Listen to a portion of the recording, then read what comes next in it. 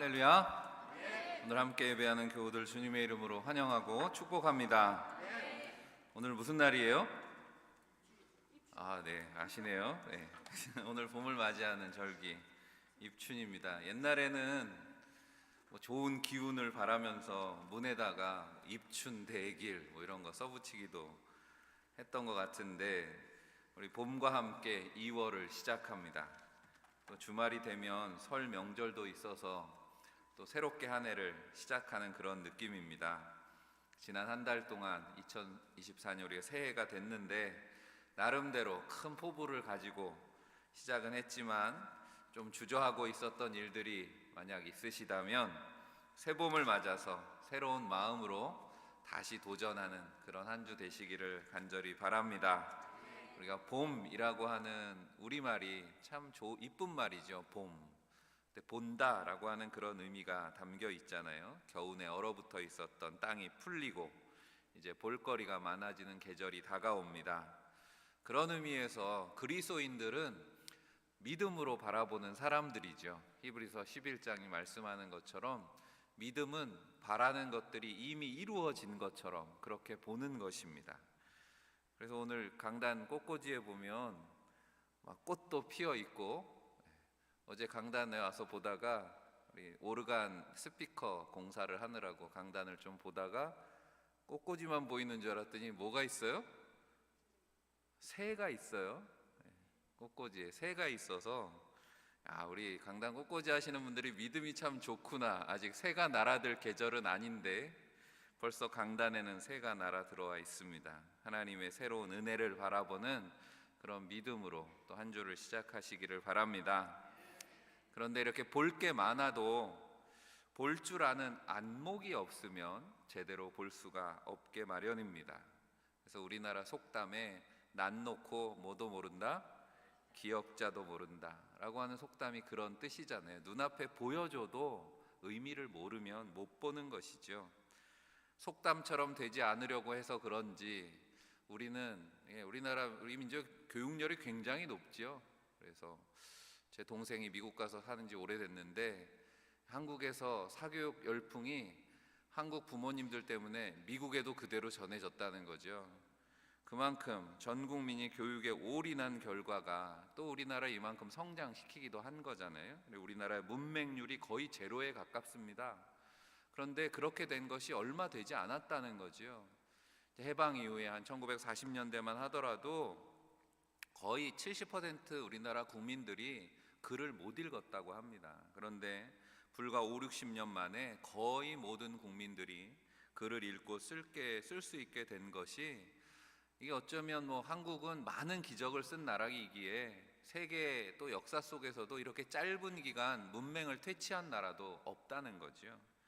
글을 읽지 못하는 것을 문맹이라고 했습니다. 아프리카 같은데, 특히 사하라 사막 주변에 있는 세계에 가보면 문맹률이 높아서 거의 인구의 4분의 1 정도밖에는 글을 읽지 못합니다. 그런데 우리도 문맹을 간접적으로 체험할 때가 있습니다. 언제 경험하냐면 외국에 나가면 그렇습니다. 외국에 나가면 이 글을 모른다는 게 얼마나 답답한가라고 하는 것을 체험하게 되지요. 그러다 보니 낯선 땅에서 한글로 된 간판이 보인다든지 우리나라 사람들 목소리가 들리면 그렇게 반가울 수가 없습니다. 글을 읽지 못한다라고 하는 것이 그렇게 답답한 일인데, 만약에 앞을 전혀 보지 못하는 고통은 얼마나 심할까라고 하는 것을 한번 상상해 봅니다. 생후 18개월에 열병을 앓고 시력과 청력을 다 잃어버린 헬렌 켈러 여사의 이야기를 여러분들이 많이 들어보셨을 겁니다. 보지도 못하고 듣지도 못하고, 그러니까 보고 듣지 못하면 말도 못하게 됩니다. 글을 배울 수 없기 때문에 말하는 법을 배우지 못해서. 그래서 듣지도 못하고 보지도 못하고 말하지도 못하는 삼중고를 앓았습니다. 그런 헬렌 켈러 여사가 했던 말들이 많이 있는데 이런 말이 있습니다. 모든 성인들이 만일 며칠간이라도 시각장애인이나 청각장애인이 되어 보았으면 좋겠다, 그런 말을 했다고 합니다. 왜냐하면 보고 들을 수 있다는 것이 얼마나 중요하고 큰 축복인가라고 하는 것을 깨닫게 될 것이기 때문에. 너무도 당연스럽게 생각하는 글을 읽고 쓰는 일, 보고 듣는 일이 어떤 사람들에게는 그 자체가 기적일 수 있다라고는 사실을 알면 우리는 우리의 일상이 달라질 수밖에 없다라고 하는 거죠. 날마다 눈 뜨고 대화할 때마다, 다른 사람의 이야기를 들을 때마다 우리가 감사하지 않을 수 없다라고 하는 것입니다. 이제는 광고 카피로도 많이 쓰였기 때문에 한 번쯤은 들어보셨을 헬렌 켈러 여사가 쓴 3일만 볼 수 있다면, 영어로 3 days to see라고 하는 수필이 있습니다. 내용을 찾아보면 다 있으니까 간단하게 요약하면 이런 내용입니다. 3일만 내가 볼 수 있다면 나는 첫날에는 나의 위대한 스승인 설리반 선생님을 비롯한 사랑하는 사람들의 얼굴을 보고 싶다 그랬습니다. 그리고 오후가 되면 오래도록 숲을 산책하면서 자연의 아름다움에 흠뻑 취해보고 싶다. 그게 내가 3일 동안 볼 수 있다면 첫날 하고 싶은 일이고, 둘째 날에는 새벽같이 일어나서 밤이 낮으로 바뀌는 새벽의 기적을 바라보는 것으로 하루를 시작하겠다. 그리고 박물관에 찾아가서 자연과 인간의 역사를 보고 싶다 그랬습니다. 마지막 셋째 날에는 사람들이 살아가는 모습을 구경하고 잠들기 전에 사흘간 볼 수 있게 해주신 하나님께 감사의 기도를 드리겠다. 내가 3일만 볼 수 있다면. 그리고 그녀는 말합니다. 내일 갑자기 장님이 될 사람처럼 여러분의 눈을 사용하십시오. 내일은 이제 앞을 못 보게 될 사람처럼 오늘 여러분의 눈을 사용하시라는 거죠. 모든 감각 중에 시각이야말로 가장 즐거운 축복입니다 라는 글로 글을 마무리합니다. 어떻습니까? 여러분은 그 축복을 누리고 계십니까? 내가 볼 수 있다라고 하는 축복을 누리고 계시냐는 겁니다.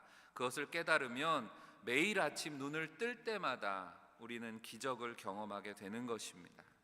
오늘 우리가 읽은 말씀에는 누구나 경험하는 이 매일의 기적을 모른 채 살아온 한 사람이 있었습니다. 그는 태어날 때부터 맹인이었다라고 말씀합니다. 예수님과 제자들이 길을 가는 중에 그를 볼 수 있었던 것은 그가 길에서 구걸을 하고 있었기에 눈에 띄었던 거지요. 지금도 시각장애인이 택할 수 있는 직업은 많지 않습니다. 예수님 당시에는 더 했겠지요. 아무것도 할 수 없는 그런 사람들의 자비를 바라면서 구걸하는 것 외에는 선택의 여지가 없는 그런 인생, 그 인생에 오늘 기적이 일어난 것입니다. 오늘 말씀 속에서 기적의 시작은 주님의 시선이었던 것을 우리가 보게 됩니다. 그런 그가 예수님의 눈에 띄었다라고 하는 거죠. 기적은 그렇게 시작되었습니다. 어둠 속에 있었던 인생에게 주님의 불꽃과 같은 시선이 닿을 때 우리의 삶에는 변화가 시작되는 줄 믿습니다. 우리가 보이지 않는 하나님이잖아요. 하나님은 눈에 보이지 않는 분, 영이신데 하나님을 표현한다면 여러 가지로 하나님을 표현할 수 있겠지만 인간적인 모습으로 표현한다면 하나님은 큰 눈을 가지고 있는, 아니면 많은 눈을 가지고 있는 분으로 표현할 수 있겠다고 생각해 보았습니다. 왜냐하면 하나님은 하나님의 백성들을 언제 어디서나 지켜보시기 때문에 그렇습니다. 그래서 시편에는 하나님은 졸지도 주무시지도 않고 살피신다라고 그렇게 노래했습니다. 시편 139편 2절에 보면 주께서 내가 앉고 일어섬을 아시고 멀리서도 나의 생각을 밝히 아시오며 그렇게 고백합니다. 하나님의 동행하심이라고 하는 표현도 그렇습니다. 우리의 삶과 형편을 언제 어디서나 세밀하게 살피시는 그런 하나님의 시선으로 하나님의 동행을 우리가 이해할 수 있습니다. 예수님도 마찬가지죠. 복음서에 보면 예수님께서 사랑의 눈으로 주목해서 보셨다라고 하는 그런 표현이 많이 나옵니다. 오늘도 길 가면서 다른 제자들도 같이 있었지만 유독 그 맹인에게 예수님의 시선이 멈추었다는 거죠. 주목해서 보셨습니다. 그런 예수님에 대해서 사도 요한은 요한복음에 주님은 빛이시다 그렇게까지 표현했습니다. 요한복음 1장 9절에 찬 빛이 있었다. 그 빛이 세상에 와서 모든 사람을 비추고 있다라고 새 번역에는 이렇게 번역을 해놓았습니다. 우리는 빛이 있어야 볼 수 있죠. 오늘 우리가 보는 것을 당연하게 여기지만 만약에 지금 빛이 사라져 버리면 아무도 볼 수 없습니다. 참 빛이신 예수 그리스도는 어두운 세상을 그렇게 비추는 빛으로 오셨다 성경은 말씀합니다. 그리고 그 빛 가운데에서 우리 모두를 주목해서 보고 계시다라고 하는 거죠. 주님의 그 사랑의 시선은 제자들의 시선에도 영향을 주었습니다. 주님이 보시니 제자들도 다 따라서 보는 거죠. 그러나 제자들에게는 부족한 것이 있었습니다. 주님이 보시는 방향은 맞췄어요. 같은 방향을 보았습니다. 하지만 마음은 그렇지 못했던 것 같습니다. 그러므로 우리가 본다라고 하는 것이 그저 물리적으로 보는 것이 중요한 것이 아니라 마음으로 볼 때 제대로 볼 수 있는 것입니다. 주님의 마음으로 바라보는 저와 여러분들이 되시기를 바랍니다.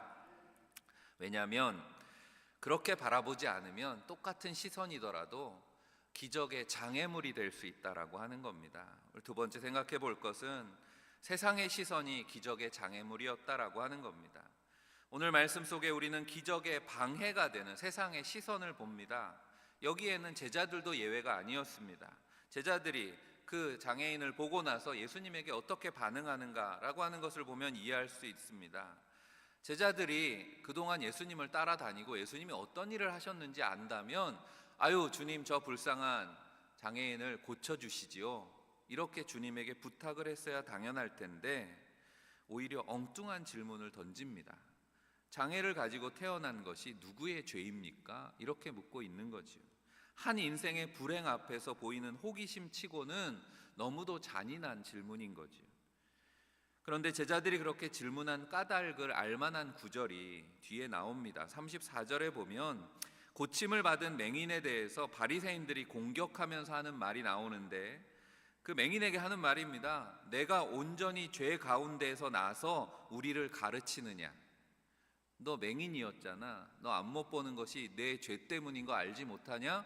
죄인이었던 녀석이 어디서 아는 채 큰 소리야. 뭐 이렇게 말하는 겁니다. 안식일에 안 그래도 예수님께서 안식일에 기적을 행하시고 하는 것들이 탐탁지 않게 생각됐던 그들의 사고가 여전히 율법에 매여 있는 것을 우리가 발견하게 되는데 출애굽기 20장 5절에 보면 나를 미워하는 자의 죄를 갚되 아버지로부터 아들에게로 3, 4대까지 이르게 하거니와 라고 하는 말씀이 있습니다. 십계명 말씀에 나오는 거죠. 그러니까 죄를 범하면 하나님께서 3, 4대까지 벌을 주실 거다라고 하는 말씀이 율법에 있다는 거예요. 그런데 바리새인들이 기억하지 못하는 게 있습니다. 하나님은 은혜는 1000대까지 주시겠다는 말씀이 같이 있다라고 하는 거죠. 그러니까 말씀하시려고 하는 건 은혜지 저주가 아닌데 그들이 잘 알고 있다고 생각하는 이런 말씀을 근거로 인생의 불행이라고 하는 것, 그것은 아버지의 죄 때문, 조상의 죄 때문이다. 너희 가문의 죄 때문에 네가 이렇게 벌을 받고 있는 거야 라고 하는 사고방식을 가지고 보았다라고 하는 겁니다. 제자들도 다르지 않았죠. 그들도 유대인이었기 때문에 그런 바리새인들의 논리에 길들여져 있었다는 것을 우리가 알게 됩니다. 우리가 그리스도인으로 산다고 하지만 어떻습니까? 우리가 말씀에 복음에 길들여져 살아가는가 아니면 세상의 논리에 길들여져 살아가는가? 우리가 봄이 되었습니다. 여전히 믿지 않는 사람들처럼 기흉을 생각하고 입춘대길 이렇게 써놓고 지내고 있지는 않느냐라고 하는 겁니다.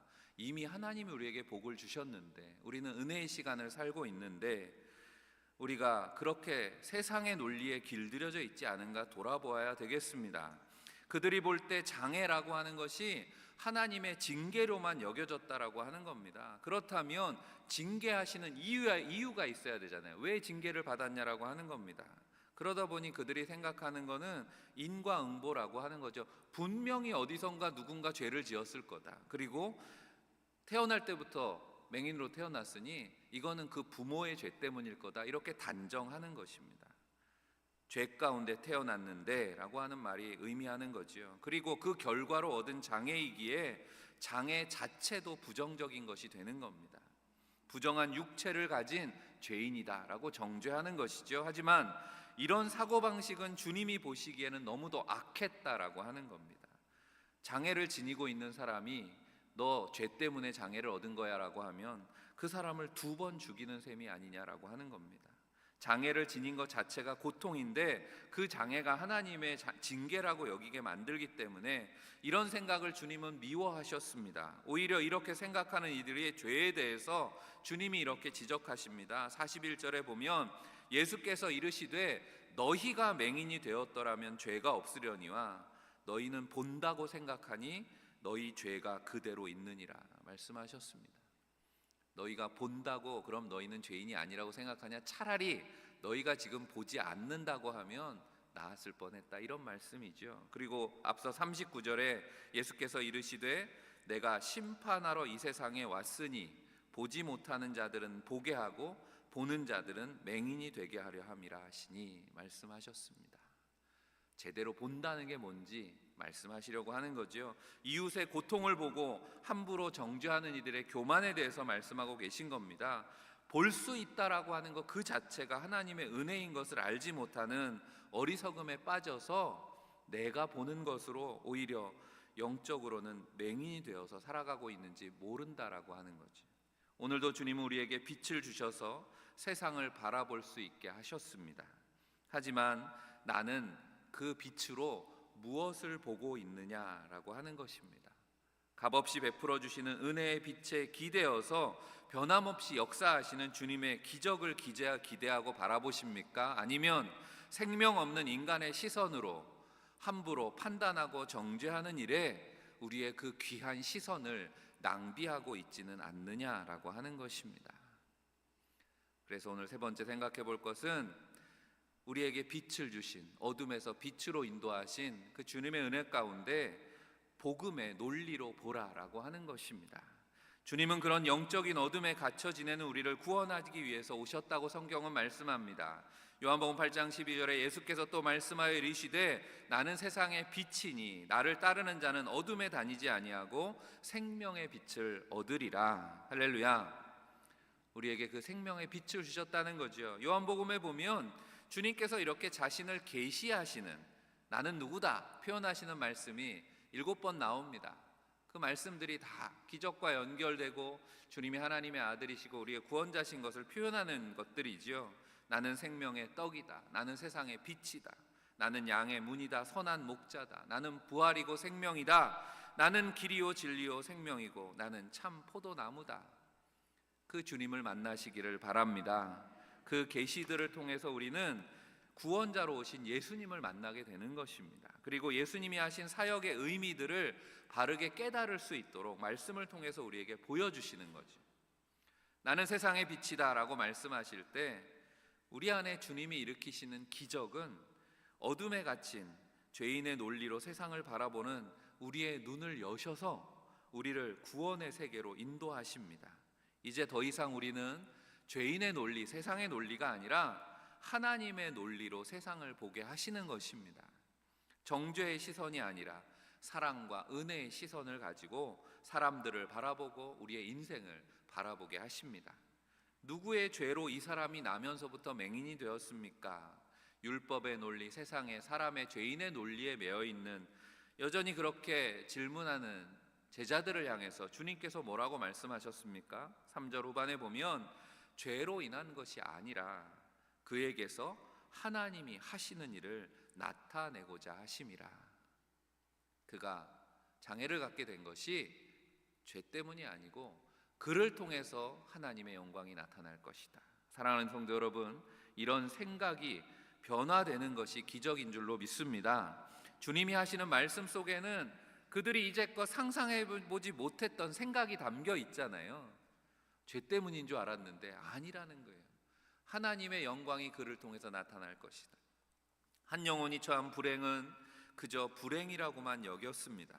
그래서 그 불행을 설명하려고 하니까 정당하기 위한 이유를 찾는데 급급합니다. 어둠 속에 있는 영혼은 그저 그 어둠을 당연하게 받아들이며 살아야 하는 것으로 생각했다는 거죠. 하지만 주님은 그런 우리의 생각을 바꾸기 원하셨습니다. 불행하기 위해 태어난 인생은 없다라고 하는 것입니다. 모든 생명에는 하나님의 놀라운 구원의 계획이 담겨 있는 줄 믿습니다. 그러므로 우리는 모두 하나님의 영광의 도구라고 하는 것입니다. 하나님께서 천지 만물을 만드실 때 지으신 모든 것을 통해서 하나님의 영광이 드러나게 하셨다. 성경은 말씀합니다. 주님이 볼 때 인생이 겪는 불행은 축복을 잉태하고 있는 그릇이다라고 하는 겁니다. 죄인이 처한 어둠은 구원의 기적이 연출될 배경이라고 하는 거죠. 어둠이 깊을수록 촛불은 더 밝아 보이는 것처럼 성경은 말씀합니다. 로마서 5장 20절 말씀을 세 번역으로 읽어보면 그러나 죄가 많은 곳에 은혜가 더욱 넘치게 되었습니다. 우리의 구원을 그렇게 설명하는 거죠.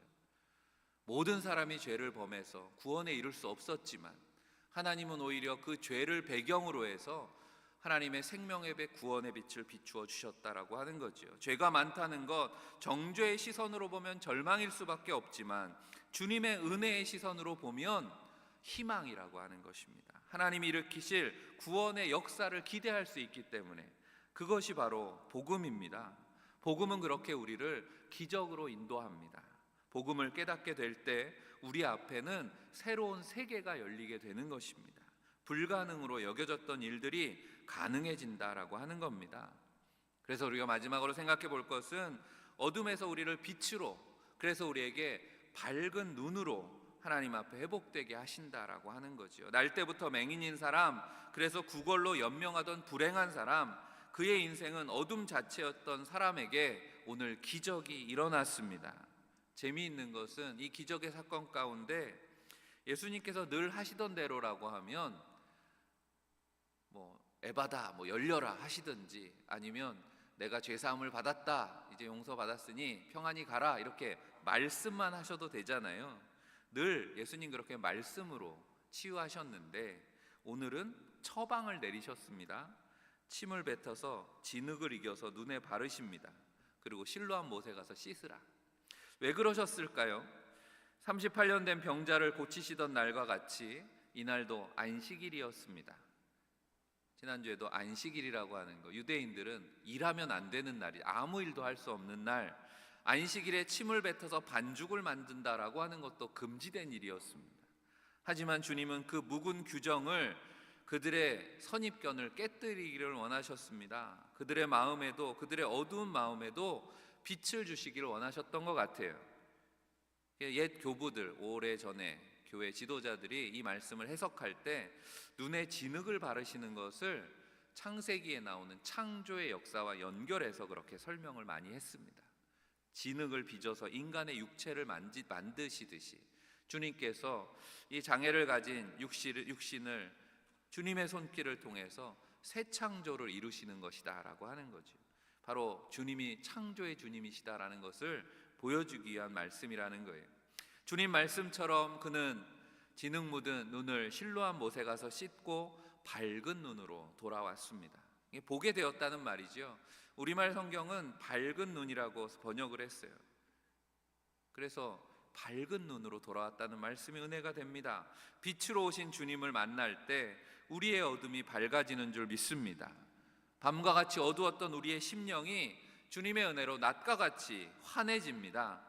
주님께서 맹인에게 직접 손을 대서 치료하시면서 제자들에게도 당부하셨습니다. 4절에 때가 아직 낮음에 나를 보내신 이의 일을 우리가 하여야 하리라. 실로암이라고 하는 히브리어를 성경에서 친절하게 번역을 해놓았습니다. 보냄을 받았다. 실로암을 찾은 맹인이 보게 되듯이 주님을 만난 영혼들도 진리를 보게 될 줄로 믿습니다. 또 주님의 이름으로 보냄을 받은 사람들을 통해서 세상의 빛이, 복음이 전해지는 거죠. 그래서 빛으로 오신 주님의 일을 우리가 해야 된다, 주님이 말씀하고 계십니다. 왜 그렇습니까? 주님이 빛으로 오셔서 어둠의 세상에 빛으로 변화시켜 주셨습니다. 주님이 함께 하실 때 우리는 낮이라고 하는 때를 보내는 셈이라고 하는 것입니다. 낮은 빛의 시간이고 생명의 시간입니다.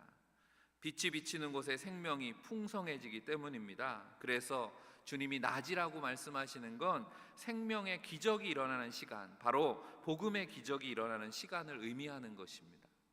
주님은 그 시간을 귀하게 여기라 우리에게 말씀하십니다. 우리가 주님의 이름으로 거하는 시간이 귀하다. 왜냐하면 언젠가 밤이 올 것이기 때문에 그렇습니다. 그리고 그 귀한 낮의 때를 우리와 함께 일하기를 원하신다는 말씀입니다. 그래서 주님은 복음을 깨달은 이들을 너희는 세상의 빛이다 이렇게 불러주셨다는 거죠. 에베소서 5장 8절에 너희가 전에는 어둠이더니 이제는 주 안에서 빛이라, 빛의 자녀들처럼 행하라 말씀하십니다. 전에는 우리도 세상의 논리로, 우리도 여전히 어둠에 살아가던 우리가 복음의 빛을 만나고 그리스도 안에서 빛의 자녀가 된 줄로 믿습니다.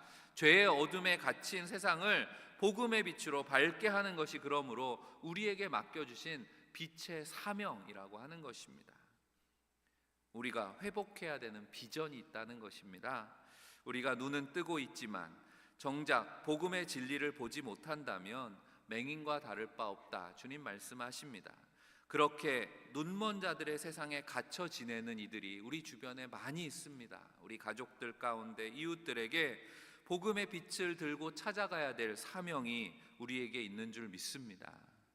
우리가 명절을 맞아서 고향을 가고 가족들이 모이고 자녀들과 다시 만날 때 여러분의 사명을 잊지 마시기를 바랍니다.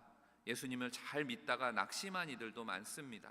주님이 주셨던 비전을 잃어버린 채 방황하는 이들이 다시 그리스도 복음의 빛 가운데로 나올 수 있도록 인도할 사명이 저와 여러분에게 있다라고 하는 것입니다. 비전을 회복하는 일이 기적이라고 하는 이유는 쉽지 않아 보이기 때문에 기적이라고 말하는 거겠죠. 130여 년 전에 이 땅에 하나님의 부르심에 순종해서 복음을 들고 온 선교사들이 있었습니다. 우리나라는 공교롭게도 감리교와 장로교 선교사가 같은 날 같은 배를 타고 동시에 제물포항을 통해서 복음을 들고 찾아왔습니다. 감리교의 아펜젤로 선교사님과 함께 부활절 아침에 제물포에 도착했던 장로교의 언더우드 선교사가 있는데, 언더우드 선교사가 남긴 기도문을 잠깐 읽어드리고 말씀을 마무리하려고 합니다. 기도문의 일부입니다. 좀 더 긴 기도문을 보기 원하시면 찾아보시면 다 있습니다.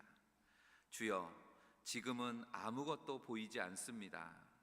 주님, 메마르고 가난한 이곳 조선 땅, 보이는 것은 그저 고집스럽게 얼룩진 어둠뿐 조선의 마음이 전혀 보이지 않습니다. 그리고 저희가 해야 할 일이 전혀 보이지 않습니다. 그러나 주님, 순종하겠습니다. 겸손하게 순종할 때 주께서 일을 시작하시고 그 하시는 일을 우리들의 영적인 눈으로 볼 수 있는 날이 있을 줄 믿나이다. 믿음은 바라는 것들의 실상이요 보지 못하는 것들의 증거니라고 하신 말씀을 따라 조선의 믿음의 앞날을 볼 수 있게 될 것을 분명히 믿습니다. 지금은 우리가 황무지 위에 맨손으로 서 있는 것 같사오나, 지금은 우리가 서양 귀신이라고 손가락질 받고 있사오나, 자녀들이 우리 영혼과 하나인 것을 깨닫고 하늘나라의 한 백성 한 자녀임을 알고 눈물로 기뻐할 날이 있음을 믿나이다. 지금은 예배드릴 예배당도 없고 학교도 없고 그저 이곳 모든 사람들로부터 경계, 의심과 멸시와 천대함이 가득한 곳이지만 이곳이 머지않아 은총의 땅이 되리라는 것을 믿습니다. 주여, 오직 제 믿음을 붙잡아 주소서. 아멘. 이라고 하는 기도입니다.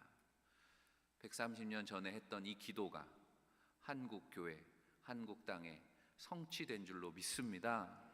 우리도 오늘 그렇게 기도합니다. 주님, 지금은 보이지가 않습니다. 우리가 그렇게 한 영혼을 구원하고 우리의 가족을, 자녀들을, 우리의 형제들을 구원하기 위해서 기도하지만 지금은 눈에 보이지 않습니다. 하지만 하나님의 역사는 우리 가운데 기적으로 이루어지는 줄 믿습니다. 사랑하는 성도 여러분, 주님이 행하신 일들이 이 기록된 말씀보다 더 많은 것처럼 말씀에 순종해서 주님을 모신 이들 속에 이루실 더 큰 기적을 사모하시기를 원합니다. 세상의 시선, 인간의 논리를 넘어서 주님의 시선으로 복음의 비전이 회복되어서 날마다 믿음으로 승리하는 성도들이 되시기를 주의 이름으로 간절히 축원합니다. 기도하겠습니다.